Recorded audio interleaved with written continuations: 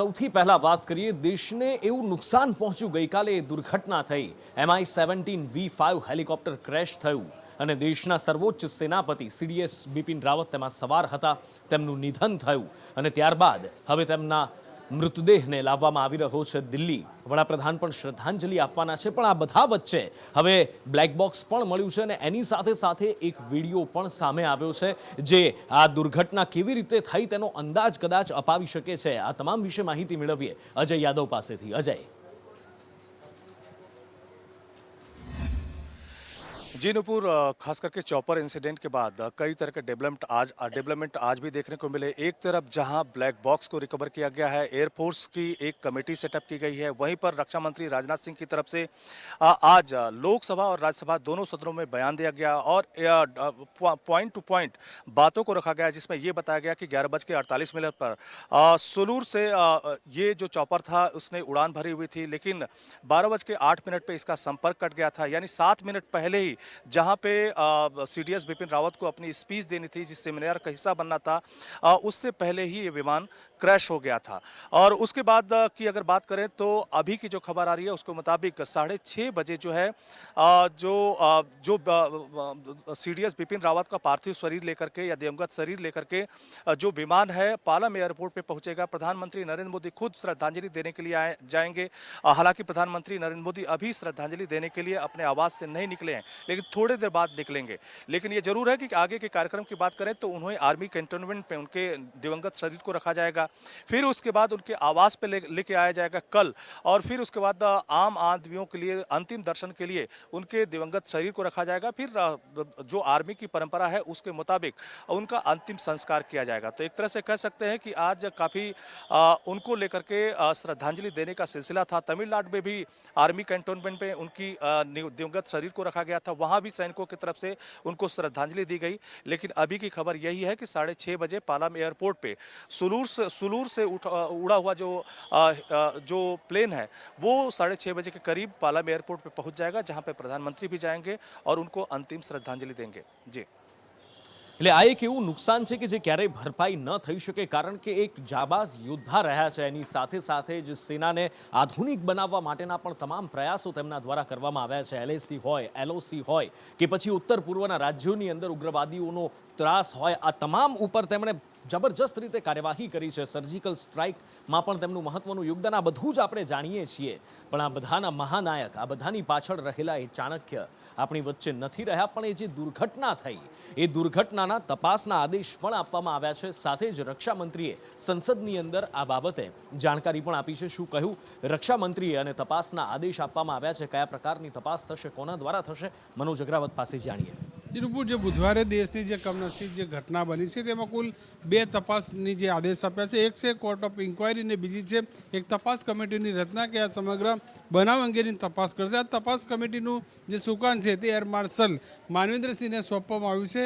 જે air marshal માનવેન્દ્રસિંહની જો વાત કરીએ ખૂબીથી તો તેઓ પ્રશિક્ષણ કમાન્ડર અને પાયલટ પણ છે, જેને કારણે સારી રીતે જાણી શકે છે કે આખરે જે હેલિકોપ્ટર જે ક્રેશ થયું, હવામાં થયું, પડ્યા પછી થયું, ઝાડ ઉપર પડ્યું, આ તમામ બાબતોની ચકાસણી કરશે। એક જે બ્લેક બોક્સ છે તે મળી આવ્યું છે, તેમાં છેલ્લા સમયની જે કોકપિટની જે ટ્રાન્સમિશન હોય, વાતો હોય, કોમ્યુનિકેશન હોય, આ તમામ બાબતો અંદરથી તેનો ડેટા નીકળે છે। બીજી વાત એ છે કે જે હેલિકોપ્ટરને લઈને જે તેના સંચાલનને લઈને આ તમામ બાબતો છે ટેકનિકલ, એ બાબતોનો પણ તેઓ તપાસ કમિટી સમક્ષ એક રિપોર્ટ મૂકશે। બીજી તરફ ગઈકાલે જે રાજનાથસિંહ રક્ષામંત્રી સંસદમાં જે બયાન રજૂ કરવાના હતા, સત્તાવાર માહિતી આપવાના હતા, તેના બદલે તેમણે આજે આપી છે, કારણ કે ગઈકાલે જેટલી માહિતી જે જોઈતી હતી તે પૂરતી ન હતી। બિપિન રાવત જે ચીફ ઓફ ડિફેન્સ સ્ટાફ જીવિત હતા કે કેમ તેને લઈને પણ અનેક શંકા કુશંકા હતી। આજે તેમણે સત્તાવાર લોકસભામાં રાજ્યસભામાં જે બયાન આપ્યું છે તેમાં સત્તાવાર જે તેમણે જાહેરાત કરી છે, તમામ માહિતી આપી છે કે કુલ 14 લોકો હેલિકોપ્ટરમાં સવાર હતા। તેમનો જે કાર્યક્રમ જે વેલિંગ્ટનમાં હતો તે વિદ્યાર્થીઓને સંબોધવાનો હતો, એક ઓફિશિયલ વિઝિટ હતી, જેમાં કુલ 14 લોકો સવાર હતા, જેમાં 13 લોકોના નિધન થયા છે, જેમાં chief of defence staff Bipin Rawat અને તેમના પત્ની મધુલિકા રાવત છે તે પણ સવાર હતા। સાથોસાથ હાલમાં એક જ જે વ્યક્તિ છે તે જીવિત છે, તેમને પણ વધુ સારવાર માટે બેંગ્લોર શિફ્ટ કરાયા છે। અને આગળ વાત કરવી છે કિસાન આંદોલનની 1 વર્ષ કરતાં પણ વધુ સમય સુધી સંઘર્ષ થયો. માંગ હતી 3 કૃષિ કાયદા પરત ખેંચવાની. ખુદ વડાપ્રધાને જાહેરાત કરી કૃષિ કાયદા પરત ખેંચવામાં આવ્યા. એ પછી બીજી 6 માંગો પણ કિસાનો દ્વારા મૂકવામાં આવી અને ત્યારબાદ હવે આજે સમાચાર મળ્યા છે કે આ આંદોલન સ્થગિત થયું છે. જી હા, સ્થગિત થયું છે એવું ખેડૂતોનું કહેવું છે. આ આંદોલન પૂર્ણ થયું છે એવું નથી કહેવું, પણ શા માટે આવું કહેવામાં આવ્યું? આખરે કઈ રીતે આ સમજૂતી સધાઈ છે અને આંદોલન સ્થગિત થયા બાદ હવે શું ખેડૂતો પાછા જઈ રહ્યા છે, શું છે તેમનો આગળનો પ્લાન, તમામ વિશે અજય યાદવ પાસેથી જાણીએ. અજય. निश्चित तौर पर नुपुर, पिछले 1 साल से ज़्यादा वक्त से चल रहा किसान आंदोलन आज स्थगित करने का ऐलान कर दिया गया है। स्थगित करने का मतलब ये है कि किसानों की तरफ से सरकार को जो प्रपोजल दिया गया था, सरकार की तरफ से कहीं न कहीं उस प्रपोजल पर सहमति जताई गई है और ये कहा गया है कि आने वाले 15 जनवरी को इस आंदोलन को लेकर के एक बैठक की जाएगी और इसमें ये देखा जाएगा कि भारत सरकार की तरफ से जो प्रस्ताव उनकी 6 मांगों को लेकर दिया गया था वो कितना अमल में लाया गया है।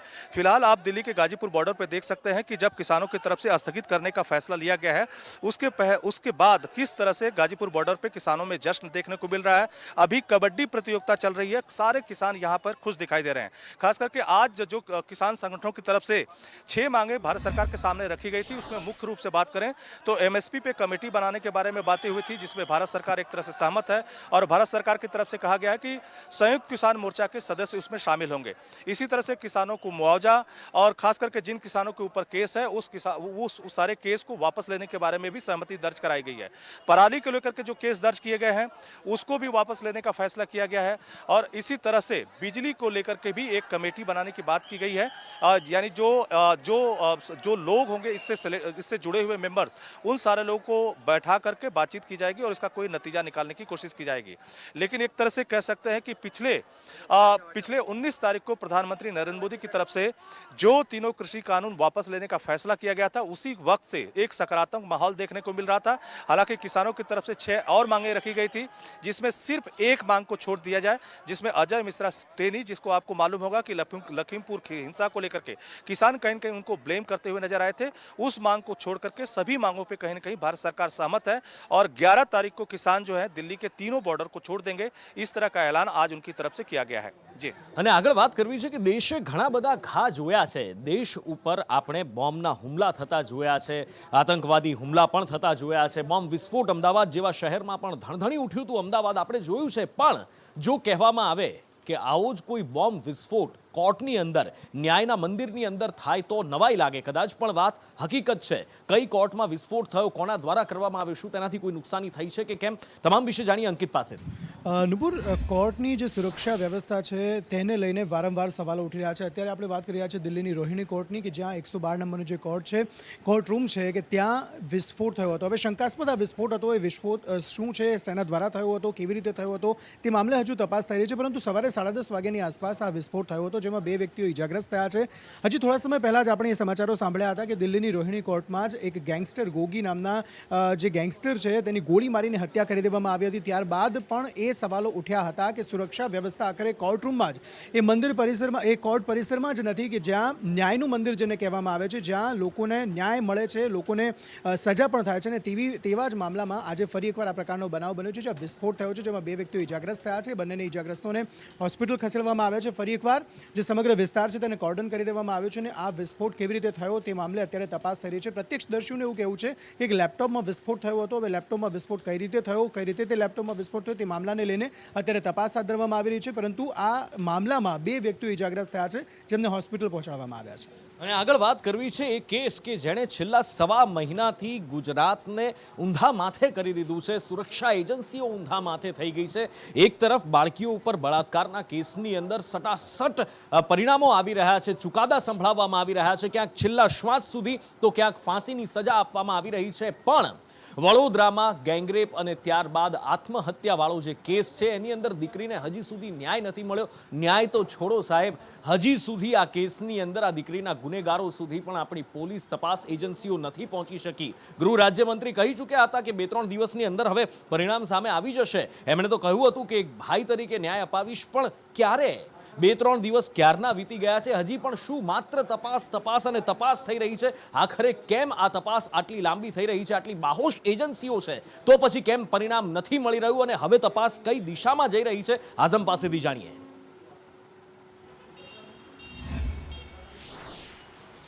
નુપુર, જે આખો મામલો છે એક ગત મહિનાથી શરૂ થઈને સામે આવ્યો છે. નવેમ્બરની અંદર આ કેસ સામે આવ્યો હતો અને તેના અંદર પણ જોવા જાય તો મહિના ઉપર સમય વીતી ગયા છતાં પણ હજુ સુધી કોઈ પણ પોલીસના હાથમાં હાથ લાગી નથી. બીજી તરફ જે FSLનો રિપોર્ટ છે તેના અંદર એવું લખાઈને આવી રહ્યું છે કે પીડિતા સાથે દુષ્કર્મ થયું ન હતું. બીજી તરફ પોસ્ટમોર્ટમ રિપોર્ટના અંદર એવું દેખાઈ રહ્યું છે કે દુષ્કર્મ થયું હતું, એના શરીરો પર ઈજાના નિશાન દેખાઈ રહ્યા છે અને એની મોત જે છે તે શ્વાસ રૂંધાવાથી થઈ હતી. પરંતુ પોસ્ટમોર્ટમ રિપોર્ટના અંદર સ્પષ્ટતા નથી કરવામાં આવી રહી કે શ્વાસ કયા કારણોસર રૂંધાયો હોઈ શકે. બીજી તરફ આ કેસની અંદર હવે ધીમી ગતિએ, કાચબાની ગતિએ હવે તપાસ આગળ વધી રહી છે, જેના અંદર સંસ્થાના જે જોડાયેલા વ્યક્તિઓ છે તે લોકોને હવે પૂછપરછ માટે સમન્સ આપવામાં આવ્યા છે. જેના અંદર પ્રથમ સંજીવ શાહની પૂછપરછ કરવામાં આવશે, ત્યાર પછી આવતીકાલે પ્રીતિ નાયરની પૂછપરછ કરવામાં આવશે અને છેલ્લે શનિવારના રોજ વૈષ્ણવીની પૂછપરછ કરવામાં આવશે. નુપુર, સામાન્ય સંજોગોના અંદર કોઈ પણ સામાન્ય માણસ મારામારી કરતો હોય છે તો એને પોલીસ બોછીમાંથી પકડીને લઈ જતી હોય છે અને ત્યારબાદ પોલીસ સ્ટેશનના અંદર પૂછપરછ કરતી હોય છે. પરંતુ આ કેસની અંદર તો સમન્સ આપવામાં આવી રહ્યા છે. તેમને પોલીસ સ્ટેશને આવવા માટે એક સમન્સ એટલે કે આમંત્રણ આપવામાં આવી રહ્યું છે. એમને કાયદાની દરેક લાભ લેવાનો મોકો મળી રહ્યો છે તેવી ચર્ચાઓ પણ ચાલી રહી છે. પીડિત પરિવાર ભડકી રહ્યું છે, ગૃહમંત્રીને રજૂઆત કરી ચૂક્યું છે અનેકવાર, પરંતુ હજુ સુધી રેલવે પોલીસ હોય કે અમદાવાદ ક્રાઇમ હોય કે SITની ટીમ હોય, કોઈ કડી હાથ લાગી નથી. જી, એટલે વાત એ જ છે કે આખરે ક્યારે આ કડી હાથ લાગશે? કડીઓ હાથ લાગે છે તો કડીઓ જોડાતી નથી, રિપોર્ટમાં વિરોધાભાસ આવે છે. આખરે શું થઈ રહ્યું છે આ કેસની અંદર એ સૌથી મોટો સવાલ છે. 1.5 મહિનો વીતી જવા છતાં આખરે ન્યાય કેમ નહીં? ન્યાયની તો વાત છોડો સાહેબ, કોઈ પરિણામ કેમ નહીં? એ સવાલ સૌથી મોટો છે અને હવે તો લોકોના મનમાં શંકા ઊભી થઈ રહી છે કે ન્યાય મળશે કે નહીં. હવે જોવાનું એ છે કે આટલી બાહોશ તપાસ એજન્સીઓ છે તો ક્યારે આ કેસની અંદર પરિણામ આપણી સામે લાવી શકે છે. એટલે આ એક એવો કેસ છે જેને ગુજરાતની અંદર હચમચાવી મૂક્યા છે લોકોને. ગુજરાતની અંદર લોકોને વિચારતા કરી દીધા છે કે અમદાવાદ ક્રાઇમ બ્રાન્ચ જે કેસની અંદર જોડાતી હોય છે એ કેસનું તરત જ પરિણામ મળી જતું હોય છે. સ્વીટી પટેલ કેસ આપણે જોઈ ચૂક્યા છીએ, પણ અમદાવાદ ક્રાઇમ બ્રાન્ચના પણ ક્યાંક હાથ નથી તો બાંધી દેવાયા અને આવી પણ શંકા લોકોને ઉઠી રહી છે. SITની રચના થઈ તો પછી SITની રચના પછી પણ આખરે કેમ આ કેસની અંદર કોઈ જ પરિણામ નથી દેખાઈ રહ્યું? આટલો સમય વીતી ગયા પછી હજી કેમ તપાસ એજન્સીઓના હાથ ખાલી છે? આખરે કોઈને બચાવવાના પ્રયત્નો થઈ રહ્યા છે કે કેમ? આ તમામ સવાલો અત્યારે ઘેરાઈ રહ્યા છે. આ તમામ સવાલો અત્યારે લોકોના મુખે ચર્ચાઈ રહ્યા છે. હવે જોવાનું એ છે કે ન્યાય ક્યારે મળે છે. પણ આ બધાની વચ્ચે મહેસૂલ મંત્રી એક્શનમાં દેખાઈ રહ્યા છે. જી હા, સૌથી ભ્રષ્ટ હોય તો એ છે મહેસૂલ વિભાગ. આ મારા શબ્દો નથી, આ શબ્દો છે પૂર્વ મુખ્યમંત્રી વિજય રૂપાણીના. અને ત્યારબાદ મહેસૂલ મંત્રી બદલાયા, ઇનફેક્ટ બધા જ મંત્રીઓ બદલાયા અને મહેસૂલ મંત્રી જબરજસ્ત એક્શન મોડમાં દેખાઈ રહ્યા છે. આ પહેલા પણ રેડ કરી હતી, રાતોરાત બદલીઓ કરાઈ, ફરી આજે કંઈક એ જ પ્રકારે ખુદ મહેસૂલ મંત્રીએ રેડ પાડી. ક્યાં રેડ પાડી, કોણ ઝડપાયું અને શું એક્શન લેવામાં આવ્યા, જાણીએ મૌલિક પાસેથી. નુપુર, જો ACBના આંકડાની વાત કરીએ તો મહેસૂલ વિભાગ છે ભ્રષ્ટાચારમાં અગ્રેસર હંમેશા કેટલાક વર્ષોથી રહેતું હોય છે અને તેને જ લઈને જ્યારથી મહેસૂલ મંત્રી છે બન્યા છે રાજેન્દ્ર ત્રિવેદી, તેઓ અલગ અલગ કચેરીઓ છે તેની મુલાકાત કરી રહ્યા છે અને ત્યાં જે પણ અધિકારીઓ છે તેમની બેદરકારી સામે આવે તેમને ઠપકો આપે છે, ક્યાંક તેમના બદલી કરે છે, તેવા પણ કિસ્સાઓ સામે આવતા હતા. જો દહેગામની વાત કરીએ તો આજે સવારમાં તેઓ દહેગામની એક કચેરીએ પહોંચ્યા હતા, જ્યાં તેમને કેટલાક અધિકારીઓ છે સમય કરતાં મોડા આવ્યાનું પણ નોંધ્યું હતું. તો કેટલાક અધિકારીઓની બેદરકારી તેમને નજરે ચડી હતી અને તેના જ કારણે તેમને અધિકારીઓને ઠપકો પણ આપ્યો હતો અને અરજદારોને ધક્કા ન ખવડાવવા માટેની સ્પષ્ટ સૂચના આપી હતી. પરંતુ આની પહેલાં જ્યારે અમદાવાદની જે કચેરી છે મહેસૂલ વિભાગની, ત્યાં ડેપ્યુટી જે નાયબ કલેક્ટર છે કુંજલ શાહ, તે વચૂટિયા મારફતે તે જ ઓફિસમાં વહીવટકર્તાઓની પણ આક્ષેપો થયા હતા અને તેને જ લઈને ત્યાં પણ તેમને તપાસ કરી હતી અને ત્વરિત તમામ લોકોની સાંજ સુધીમાં બદલી છે તે પ્રકારના આદેશ પણ આપ્યા હતા. આમ એક પછી એક કચેરી છે, સરકારી કચેરીઓ જ્યાં મહેસૂલ વિભાગને લગતા કામ થતા હોય છે, ત્યાં રાજેન્દ્ર ત્રિવેદી પોતે જ જાત તપાસ માટે જઈને તેમને કોઈ અયોગ્ય લાગે તો તેઓ તેના પર એક્શન લઈ રહ્યા છે. જી બિલકુલ, એટલે જે પ્રકારે કામ થઈ રહ્યું છે લાગે છે કે મહેસૂલ વિભાગમાંથી હવે કદાચ ભ્રષ્ટાચાર દૂર કરવાના સોગંદ ખાધા છે મહેસૂલ મંત્રી અને જોઈએ કે કેવા સારા પરિણામ મળે છે. આશાસ્પદ આપણે છીએ કે આ જ પ્રકારની કામગીરી આગળ પણ ચાલતી રહેશે. ઇનફેક્ટ ચૂંટણી પછી પણ 2022, 23, 24, 25 આવી ચાલતી રહેશે તો આ ભ્રષ્ટાચાર મુક્ત ગુજરાતનું સપનું આપણે સાકાર કરી શકીશું એવું દેખાય છે. પણ આ બધા વચ્ચે સંવિધાન પણ યાદ આવે, કારણ કે આપણું સંવિધાન આપણને હક આપે છે આપણે શું ખાવું, શું પીવું, શું બોલવું, શું ચાલવું, એટલે એ બધા જ અધિકાર આપણને સંવિધાનમાં મળેલા છે. પણ એની ઉપર ક્યાંક તરાપ વાગતી જ્યારે દેખાય, જ્યારે કોઈ ગરીબના પેટ ઉપર લાત વાગતી દેખાય, ત્યારે શું? ત્યારે સવાલ તો આપણને તમામને થાય, દુઃખ આપણને તમામને થાય, ગુસ્સો આપણને તમામને થાય. અને આવો જ ગુસ્સો આપણું ન્યાયતંત્ર પણ ઠાલવી રહ્યું છે, કારણ કે ન્યાયતંત્ર પણ સર્વોચ્ચ છે અને કઈ રીતની કામગીરી ન્યાયતંત્ર કરે છે એ પણ આપણે જોયું છે. કઈ રીતે લોકોની પડખે ઊભી રહે છે. સંવિધાનનું ક્યારેક હનન થતું હોય તો એને બચાવવા કેવી રીતે ન્યાયતંત્ર આવે છે દેખાય છે. ને આવ્યું જ કંઈક કર્યું છે ફરી એકવાર ગુજરાત હાઈકોર્ટે, અને ફરી એકવાર એ ગરીબોનો પક્ષ લીધો છે. ફરી એકવાર એ સંવિધાન બચાવવા માટેનો પ્રયાસ કર્યો છે. કઈ રીતનો શું પ્રયાસ કરવામાં આવ્યો છે કલ્પિન પાસેથી જાણીએ. જો અનુપુર, રાજ્યની અંદર છેલ્લા ઘણા સમયથી લારી ગલ્લાઓનો મુદ્દો છે ચર્ચામાં હતો. વર્ષ 2014માં સ્ટ્રીટ વેન્ડર એક્ટ જે છે તે ગુજરાતની અંદર લાગુ કરવાની માંગ સાથે ગુજરાત હાઈકોર્ટની અંદર એક પિટિશન કરવામાં આવી હતી. છેલ્લા ઘણા સમયથી કોર્પોરેશન દ્વારા જે લારી ગલ્લાઓ હતા અને ખાસ કરીને ઈંડા અને નોનવેજની લારીઓ હતી તે દબાણ હેઠળ ઉઠાવવામાં આવી હતી અને તેને રોડ રસ્તા પરથી દૂર કરવામાં આવી હતી, જેના કારણે અનેક લોકો છે તે બેરોજગાર થયા હતા. અને આવી પણ રજૂઆત ગુજરાત હાઈકોર્ટ સમક્ષ કરવામાં આવી હતી. આજે ગુજરાત હાઈકોર્ટ સમક્ષ જે સુનાવણી હાથ ધરાઈ તે 2 તબક્કાની અંદર હતી. પ્રથમ તબક્કાની અંદર ગુજરાત હાઈકોર્ટે અમદાવાદ મહાનગરપાલિકાની આકરા શબ્દોની અંદર ટીકા કરી અને સાથે કહ્યું કે કોઈ પણ વ્યક્તિ છે તે શું ખાશે કે શું કરશે તે અમદાવાદ મહાનગરપાલિકા કેવી રીતે નક્કી કરી શકે. અમદાવાદ મ્યુનિસિપલ કમિશનરને પણ આવા અધિકારો કોણે આપ્યા અને ક્યારે આપ્યા, આવા આકરા સવાલો કર્યા હતા, જેના જવાબની અંદર અમદાવાદ મહાનગરપાલિકાએ પણ કહ્યું કે કોઈ ઈંડા કે નોનવેજની લારીઓને ટાર્ગેટ નથી કરવામાં આવી, માત્ર ટ્રાફિકના મુદ્દાઓને ધ્યાનમાં રાખી આ નિર્ણય લેવાયો હતો. જોકે હવે 24 જ કલાકની અંદર છેલ્લા ઘણા સમયથી જે લારી ગલ્લાઓ જપ્ત કરવામાં આવ્યા હતા તે લારી ગલ્લાઓને મુક્ત કરવાનો આદેશ પણ આજે ગુજરાત હાઈકોર્ટે કર્યો છે. બિલકુલ, એટલે સવાલ એ છે કે જે અમદાવાદ મહાનગરપાલિકા જે તર્ક આપે છે કે ટ્રાફિકના અડચણના કારણે જ, તો આપણે સૌ જાણીએ છીએ કે અમદાવાદ શહેર 2 ભાગમાં, એટલે નદીના કારણે 2 ભાગમાં વહેંચાયેલું છે. જૂનું અમદાવાદ, નવું અમદાવાદ. એટલે જો જૂના અમદાવાદની અંદર, પૂર્વ અમદાવાદની અંદર જો ટ્રાફિકની અડચણ નથી થતી, એટલે ત્યાં કોઈ આવી કાર્યવાહી મોટા પ્રમાણમાં નથી કરવામાં આવી. ખબર નહીં કેમ કોર્પોરેશન દ્વારા કે ત્યાં ટ્રાફિક નડતો નહીં હોય. પણ આ તો અમદાવાદ મ્યુનિસિપલ કોર્પોરેશન છે ભાઈ. ભૂતકાળમાં અદ્ભુત એમના આપણે નિર્ણયો જોઈ ચૂક્યા છીએ ને એનો વધુ એક આવો પુરાવો સામે આવ્યો જેની પર કોર્ટે લાલ આંખ કરી હતી. પણ આ બધાની વચ્ચે કોરોના કાળ પણ ચાલી રહ્યો છે, એ આપણે ન ભૂલવું જોઈએ. અને આપણે તમામ અત્યારે ભલે ઓછા તો ઓછા પણ પ્રતિબંધોમાં તો બંધાયેલા છીએ. ભલે પાલન કરીએ ન કરીએ એ નિયમોનું વાત જુદી છે, પણ એ અવધિ પૂર્ણ થવા જઈ રહી છે. ક્યારે અવધિ પૂર્ણ થાય છે અને હવે ફરી શું આ નિયમો લાગુ થઈ શકે છે કે કેમ, ફરી આપણે વધુ બંધનોમાં, કારણ કે ઓમિક્રોનની પણ એન્ટ્રી થઈ ચૂકી છે, તો કેવા પ્રકારના પ્રતિબંધો લાગી શકે છે કે છૂટછાટ મળી શકે છે, તમામ વિશે નિર્મળ દવે પાસેથી જાણીએ. નિર્મળ,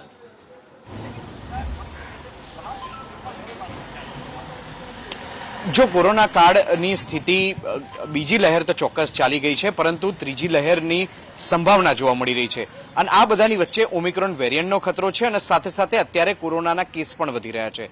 આજે પણ જોયું હોય તો કોરોનાના લગભગ 67 જેટલા કેસ જોવા મળ્યા છે, જે ગત અઠવાડિયાની સાપેક્ષમાં જોઈએ તો તબક્કાવાર કેસમાં સતત વધારો થઈ રહ્યો છે. હવે આવા સંજોગોમાં જે રાજ્યના 8 મહાનગરોમાં કર્ફ્યુની સ્થિતિ હતી અને તેની અવધિ પૂર્ણ થઈ રહી છે શુક્રવારે સવારે 5 વાગે. એટલે કર્ફ્યુને લગતા કેવા પ્રકારના નિયમો લાદવા, નિયમો હળવા કરવા કે વધુ કડક કરવા, તે બાબતની ચર્ચા વિચારણા કરવા માટે મુખ્યમંત્રીની રાહ જોવાઈ રહી છે. મુખ્યમંત્રી સાથે બેઠક કરવામાં આવશે અને ગૃહ વિભાગ પોતાની જે દરખાસ્તો છે, પોતાના જે વિવિધ અભિપ્રાયો છે તે રજૂ કરશે. સાથે જ આરોગ્ય વિભાગના અધિકારીઓ તેમજ આરોગ્ય મંત્રી સહિતના લોકો પણ આ બેઠકની અંદર હાજર રહેશે. આરોગ્ય વિભાગ પણ પોતાનો અભિપ્રાય આપશે અને આખરે કર્ફ્યુને લગતા નિયમોને કડક કરવા કે પછી તેમાં ઢીલાશ મૂકી તે બાબતની ચર્ચા વિચારણા કરવામાં આવશે. પરંતુ હાલની સ્થિતિએ જોવા જઈએ તો કોરોનાના કેસ જે પ્રમાણે વધી રહ્યા છે ત્યારે લાગી રહ્યું છે કે નિયમો તો હળવા નહીં કરવામાં આવે, પરંતુ સંભવતઃ થોડાક કડક નિયમો કરવામાં આવી શકે છે, અથવા તો જે નિયમો અત્યારે યથાવત સ્થિતિમાં છે તેને તે જ કન્ટિન્યુ રાખવામાં આવી શકે છે. પરંતુ મુખ્યમંત્રી સાથે ચર્ચા કર્યા બાદ આ અંગેનો નિર્ણય લેવાઈ શકે છે. બિલકુલ, એટલે હંમેશા અમે એટલે જ કહેતા આવ્યા છીએ કે જો ફરીથી એ બંધનોમાં ન જકડાવવું હોય તો આપણે નિયમ પાલન કરીએ. આગળ એની વાત કરીશું, પણ એ બધા વચ્ચે જ્યાં અત્યારે ઓમિક્રોન છે, ત્રીજી લહેરના ભણકારા વાગી રહ્યા રહ્યા છે, આશા તો એ જ છે કે ન આવે, પણ પરિસ્થિતિ જો વણસે તો શું? કારણ કે સરકારી હોસ્પિટલોમાં તમે જાઓ, દર્દીઓ એવા રઝળપાટ કરતા અત્યારે જોવા મળે છે કે આપણું પણ હૃદય નીચવાઈ જાય, આપણી પણ આંતરડી કકડી જાય એવી બિચારાઓની હાલત છે. અને એની પાછળનું કારણ છે તબીબોની આ હડતાલ સમેટાશે કે નહીં? કારણ કે દિવસે ને દિવસે ઉગ્ર બની રહી છે. સરકાર સાથે કોઈ વાટાઘાટના એમના કોઈ ચાન્સીસ દેખાઈ રહ્યા છે કે નહીં? શું થઈ શકે છે આગામી સમયમાં? આ ગરીબ દર્દીઓ આમ જ રઝળતા રહેશે કે શું? નિકુલ પાસેથી જાણીએ. જે બિલકુલથી છેલ્લા 4 દિવસથી જે હડતાલ છે તે તબીબો કરી રહ્યા છે. રેસિડેન્ટ તબીબોની જે માંગણીઓ છે તેને લઈને હડતાલ ચાલુ છે. સરકાર તરફથી કોઈ વલણ નથી આપવામાં આવી રહ્યું, પરંતુ જે રીતે વાટાઘાટો ચાલતી હતી, મધ્યસ્થી થઈ છે, તે જોતાં આજે ચોથા દિવસે એક તરફ હડતાલ ચાલુ છે, જ્યાં બીજી તરફ ગાંધીનગરની અંદર વાટાઘાટો ચાલુ હતી. થોડીક જ વારમાં આરોગ્ય મંત્રી જે છે તે પ્રેસ કોન્ફરન્સ પણ સંબોધી શકે છે. તેની સાથે જ આંદોલનનો સુખદ અંત આવે તે પ્રકારના પગલાં લેવાઈ શકે છે. પરંતુ ક્યાંક ને ક્યાંક રેસિડેન્ટ તબીબો છે જે પોતાની માંગ ઉપર અડગ છે. તેમનું કહેવું છે કે જ્યાં સુધી સરકાર લેખિતમાં તેમને નહીં આપે ત્યાં સુધી તેઓ હડતાલ પરત નહીં કહે છે. આજે 4 દિવસ થઈ ચૂક્યા છે.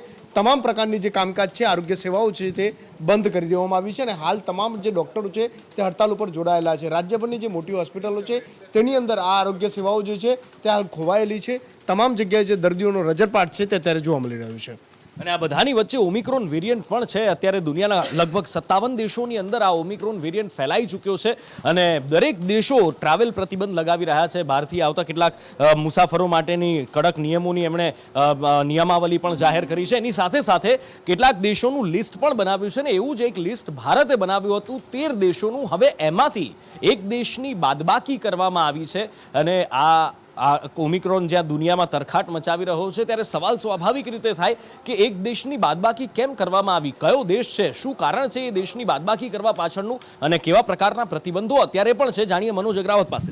કોરોના બાદ જે ઓમિક્રોનનો જે વેરિયન્ટ આવ્યો ખતરનાક દક્ષિણ આફ્રિકાથી શરૂઆતથી ને જોતામાં 13 દેશોમાં પહોંચી ગયો, જેને કારણે ભારત સરકારે 13 દેશોની હાઈ રિસ્ક કેટેગરીની જે યાદી બનાવી તેમાં સિંગાપોરનો પણ સમાવેશ થતો. હવે સિંગાપોરનું નામ છે તે મરજિયાતમાં કરવામાં આવ્યું છે. એટલે સિંગાપુરથી જે પણ પ્રવાસીઓ દેશમાં ગુજરાતમાં આવે તેના માટે RT-PCR ટેસ્ટ છે તે પહેલાં ફરજિયાત હતો, હવે મરજિયાત કરવામાં આવે છે. બહાર જે હાલ જે કેટેગરી છે તેમાં યુરોપના બ્રિટન સહિતના જે UK સહિતના દેશ છે, બ્રાઝિલ છે, દક્ષિણ આફ્રિકા, ન્યૂઝીલેન્ડ સહિતના જે દેશો છે આ તમામ છે હાઈ રિસ્ક કેટેગરીમાં છે. બ્રાઝિલને બોત્સવાના, ચીન, ઘાના, ઇઝરાયલ સહિતના દેશોને હાલ આ કેટેગરીમાં રાખવામાં છે. જેમ જેમ આ કેટેગરીમાં જે દેશોમાંથી ઓમિક્રોનનો જો ખતરો ટળે તો તે દેશની યાદી છે તે હાઈ રિસ્કની કેટેગરીમાંથી બહાર નીકળી જાય છે. જે રીતે સિંગાપુરનું નામ છે આ કેટેગરીમાંથી દૂર કરવામાં આવ્યું છે. સિંગાપુરનું નામ એટલા માટે આ કેટેગરીમાંથી દૂર કરવામાં આવ્યું છે કે ત્યાં કેસ હતો પણ હવે ન હોવાના પુરાવા મળ્યા છે. ભવિષ્યમાં આવશે કે કેમ એની ઉપર નજર સરકારની રહેશે, પણ આ બધાની વચ્ચે નજર આપણી પણ રહેવી જોઈએ. કારણ કે આપણે સમજતા જ નથી. કેસ જેવા ઓછા થયા કે ભયંકર રીતે આપણે બેદરકાર થઈ ગયા. સાચું કહેજો કે માસ્ક કેટલા પહેરો છો? લગભગ કોઈ જ માસ્ક નથી પહેરતા. આપણે બહુ સારી રીતે આપણે જાણીએ છીએ. તમારો મારો બધાનો આમાં સમાવેશ થઈ જાય છે સાહેબ, એમાં કોઈ બેમત નથી. પણ આપણે આ બેદરકારી છોડવી પડશે. એવું નથી કે ફક્ત આપણે જ બેદરકાર છીએ. ઓમિક્રોનની એન્ટ્રી થઈ છે પણ તેમ છતાં તંત્ર પણ બેદરકાર, લોકો પણ બેદરકાર. કેવા બેદરકારીના દ્રશ્યો છે કલ્પિન પાસેથી જાણીએ. જો અનુપુર રાજ્યની અંદર કોરોનાના કેસોની અંદર પણ ફરી એક વખત ઉછાળો જોવા મળી રહ્યો છે ને આ બધાની વચ્ચે અમેરિકન વાયરસ છે તેની પણ ગંભીરતા અને ઘાતકતા જોતા અનેક બસપોટો છે, ન માત્ર અમદાવાદની અંદર પરંતુ રાજ્યના અનેક મોટા મહાનગરો, શહેરોની અંદર આ જ સ્થિતિ જોવા મળી રહી છે. દરેક જાહેર સ્થળો છે, એ શાકભાજી માર્કેટો હોય કે પછી બસપોટો હોય કે પછી અન્ય સ્થળો હોય, તમામ સ્થળો ઉપર લોકોની ભીડ છે તે જોવા મળી રહી છે. સુરતની અંદર પણ આ જ સ્થિતિ જોવા મળી છે. બસપોટની અંદર સૌથી વધારે ભીડ જોવા મળી છે. ન તો ત્યાં કોઈ પ્રકારનું ટેસ્ટિંગ પણ જોવા નથી મળતું અને ટેસ્ટિંગની જે વ્યવસ્થા છે તે માત્ર શોભાના ગાંઠિયા સમાન બનેલી છે. હાલના તબક્કાની અંદર રાજ્યની અંદર વાત કરવામાં આવે તો સરેરાશ જે કેસો છે તે કેસોની અંદર પણ નોંધપાત્ર વધારો જોવા મળી રહ્યો છે. એટલે ચોક્કસથી હજુ પણ લોકોએ ચેતવાની જરૂર છે. જો નહીં ચેતવીએ તો ચોક્કસથી આવનારી સ્થિતિ છે તે પણ હાથમાંથી વણસી શકે છે. હાથમાંથી સ્થિતિ વણસી શકે છે ને એની સાથે પ્રતિબંધો કડક થઈ શકે છે. વારંવાર અમે આપને કહીએ છીએ કે આપણે જે 2020માં જે બંધનોમાં બંધાયા હતા, બીજી લહેર વખતે જે દ્રશ્યો આપણે જોયા, જે રઝળપાટ કર્યો, જે રોકકળ આપણે કરી, જો એ નથી કરવું, ફરી એકવાર એને નથી દોહરાવવું તો મહેરબાની કરીને માની જાઓ, કોરોનાના નિયમો પાળો. અને તંત્રને પણ એ જ વિનંતી છે કે તમે પણ જે તમે પોતે ગાઈડલાઈન બનાવી છે એનું પાલન કરો અને લોકો પાસે કરાવો. એ વધારે યોગ્ય છે. કારણ કે આ જ તંત્ર છે જે જે લોકોના લગ્નમાં જઈને ચેક કરે છે રસી લીધી છે કે નથી લીધી, અને એ બધું એ તંત્ર જ્યારે પોતાની ફરજ નિભાવવાની આવે છે ત્યારે એ તંત્ર ખબર નહીં કેમ બેદરકાર બની જાય છે. આ બધા વચ્ચે એક મોટા સમાચાર અત્યારે સુરતથી મળી રહ્યા છે, અને સુરતમાં 2020 પાંડેસરામાં એક બાળકી સાથે દુષ્કર્મ અને હત્યાનો બનાવ બન્યો હતો. તેનો ચુકાદો પણ હવે ખૂબ ટૂંક સમયમાં આવી શકે છે. તમામ અપડેટ્સ મેળવીએ આઝમ સાલે પાસેથી. આઝમ. નુપુર, વર્ષ 2020 ડિસેમ્બરનો મહિનો હતો અને બપોરના સમયે 10 વર્ષની એક બાળકી છે તે ગુમ થઈ ગઈ હતી. લોકોને એવું લાગ્યું હશે કે આમ તેમ રમતી હશે, શોધખોળ શરૂ થઈ હતી, પરંતુ ના મળી હતી, અને મળી હતી તો છેવટે એની જાડી ઝાકળમાંથી હત્યા કરાયેલી લાશ. પીએમ રિપોર્ટના અંદર ખુલાસો થયો હતો કે બાળકીની હત્યા પથ્થર મારીને કરવામાં આવી હતી, અને તે પહેલાં એના પર દુષ્કર્મ આચરવામાં આવ્યું હતું, જેના સંદર્ભે પાંડેસરા પોલીસે જે તે સમયે આરોપીને પકડી પાડ્યો હતો. આરોપી દિનેશ ઉર્ફે પ્રદીપ ઉર્ફે જીપો ભેસાણિયા પકડાઈ ગયો છે. હાલ લાજપોર જેલમાં છે. આ કોર્ટના અંદર ચાર્જશીટ થયેલ બાદ જે ટ્રાયલ છે તે શરૂ થઈ ગયો હતો. આવતીકાલે એડિશનલ ડિસ્ટ્રિક્ટ સેશન્સ કોર્ટની અંદર એની સુનાવણી છે, એટલે કે સજા પણ સંભાળવામાં આવે તેવી શક્યતાઓ છે. પ્રથમ તો એ દોષિત કરાર થાય છે કે નહીં તેના ઉપર સૌની નજર રહેશે. દોષિત થયા બાદ એને કઈ સજા આપવામાં આવે છે, કારણ કે હાલમાં સુરતની કોર્ટે એક આરોપીને ફાંસીની સજા સંભળાવી છે. તેના આગળના એક ચુકાદાની અંદર જીવે ત્યાં સુધી છેલ્લા શ્વાસ સુધી જેલમાં રહેવાનું રહેશે તેવો ચુકાદો સામે આવ્યો છે. એટલે કે કહી શકાય કે તમામની નજર આવતીકાલે હવે આ બીજા ફેસલા ઉપર રહેશે, કારણ કે આ પર એક મોટો ચુકાદો કહી શકાય. 10 વર્ષની માસૂમ બાળકીને વડાપાઉં ખવડાવવાની લાલચે આરોપી લઈ ગયો હતો, ત્યારબાદ એના પર દુષ્કર્મ આચર્યું હતું અને એને ક્રૂરતાપૂર્વક હત્યા કરી નાખીને ફરાર થયો હતો. જી. અને આગળ વાત કરવી છે, હમણાં જ આપણે વાત થઈ કે આ તબીબો હડતાલ ઉપર છે, ગરીબ દર્દીઓને હાલાકી પડી રહે છે. સરકાર સાથે સંકલન થશે કે કેમ? હવે એક સકારાત્મક સમાચાર આ બાબતે મળી રહ્યા છે. શું છે નિકુલ પાસેથી જાણીએ. જી બિલકુલ, તે નુપુર, જે રીતે હડતાલ ચાલી રહી હતી, લોકો પરેશાન થઈ રહ્યા હતા, હોસ્પિટલની અંદર આવતા ગરીબ દર્દીઓ, જે આરોગ્ય સેવાઓ જે છે તે ખોરવાઈ ચૂકી હતી, ત્યારે આરોગ્ય મંત્રી થોડીક જ વારમાં એક મોટી જાહેરાત જે છે તે કરી શકે છે. હડતાલ સમેટાય તેવા જે એધાણ છે તે ગાંધીનગરથી મળ્યા છે. મહત્વની વાત છે કે જ્યાં સુધી સુપ્રીમ કોર્ટનો નિર્ણય ના આવે ત્યાં સુધી વચગાળાનો રસ્તો ગુજરાત સરકાર કાઢશે અને ઝડપથી આ હડતાલ સમેટાય તેવી શક્યતાઓ છે. ખાસ કરીને જે મેડિકલ ઓફિસરને જે 63,000 જેટલું જે વેતન આપવામાં આવે છે તે વેતન જે છે તેમને આપવામાં આવી શકે છે. સાથે જ એડહોક જે ભરતી છે તે કરી અને તાત્કાલિક આ હડતાલ સમેટાય તે પ્રકારના જે એધાણ છે તે જોવા મળી રહ્યા છે. અત્યાર સુધીની વાત કરીએ તો છેલ્લા 4 દિવસથી સતત જે છે તે આ તબીબો હડતાલ ઉપર હતા. તમામ પ્રકારની સેવાઓ બંધ કરવામાં આવી હતી. ઇમરજન્સી, કોવિડ, ઓપીડી, આ તમામ સેવાઓ બંધ હતી, જેના કારણે દર્દીઓનો રજળપાટ જોવા મળતો હતો. તેવામાં રાજ્ય સરકારે હવે એક સારું વલણ દાખવ્યું છે અને મધ્યસ્થી કરી આ હડતાલ સમેટવા માટેના જે પ્રયત્નો છે તે થઈ રહ્યા છે. એટલે આશા રાખીએ કે આ હડતાલ સમેટાય અને જે ગરીબ દર્દીઓ છે, જે ખત્તા ખાઈ રહ્યા છે, જે અત્યારે હેરાન થઈ રહ્યા છે, પરેશાન થઈ રહ્યા છે, આ ગરીબ દર્દીઓની પણ સમસ્યાનું નિરાકરણ આવે. કોઈક એવો રસ્તો શોધવામાં આવે સરકાર દ્વારા કે બંને પક્ષે સચવાઈ જાય અને આ ગરીબ દર્દીઓનું સ્વાસ્થ્ય જે છે એ પણ સચવાઈ જાય, એમનો રઝળપાટ, એમની હાલાકીનો અંત આવે. અને આ જ સાથે અત્યારે સમય થયો છે વોર રૂમમાં આપનાથી વિદાય લેવાનો, પણ યાદ કરાવી દઈએ આપને આજે સંદેશ વિશેષમાં રાત્રે 9:25 આપને બતાવીશું મેં બિપિન રાવત, CDS જનરલ બિપિન રાવત, જેમણે આપણે ગઈકાલે દુર્ઘટનામાં ખોયા છે, તેમની જીવની બતાવીશું, તેમના અચીવમેન્ટ વિશે વાત કરીશું અને તમામ એમના જીવન ચરિત્રથી આપને અવગત પણ કરાવીશું. અત્યારે લઈશ વિદાય. નમસ્કાર.